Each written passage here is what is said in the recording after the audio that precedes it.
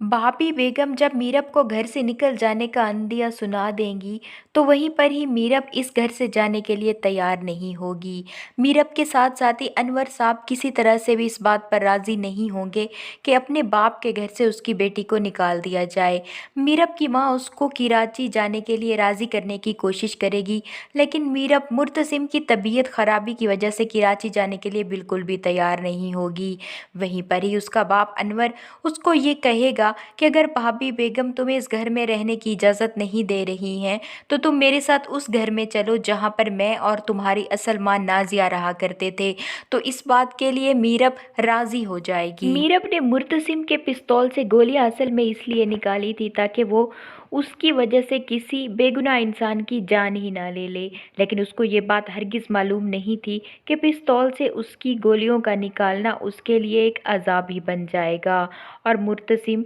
के ख़ास बंदे बख्तू को गोली लग जाएगी और इस वजह से मुर्तसिम बहुत ही ज़्यादा गुस्से में आ जाएगा और भाभी बेगम इसी वजह से ही उसको घर में रहने के लिए राज़ी नहीं होंगी, क्योंकि उसने भाभी बेगम के ख़ानदान के वाहिद चश्मो चराग की जान लेने की न सिर्फ कोशिश करवाई बल्कि वो पंचायत में जाकर भी अपने शौहर के खिलाफ खड़ी हो गई। पिस्तौल से गोलियां निकालने वाली बात पर मुर्तसिम मीरब को शायद माफ़ कर भी देता, लेकिन मीरब जिस तरह से नायला को पंचायत में हाथ पकड़कर लेकर आई और अपने ही शौहर के खिलाफ खड़ी हो गई और सब लोगों के सामने ये कह दिया कि ये निकाह नहीं हो सकता, हालांकि ये फैसला उसके शौहर का था। लेकिन मुर्तसिम मीरब को इस बात पर कभी भी माफ़ नहीं करेगा। मुर्तसिम तो एक तरफ हया तो बिल्कुल किसी सूरत बख्शने के लिए तैयार ही नहीं है मीरब को। वो यही सोचकर पछता रही होगी कि आखिर मुर्तसिम मीरब को बचाने के लिए गया तो गया क्यों, मीरब को तो मर ही जाना चाहिए था। हॉस्पिटल में जब वो ये समझ रही थी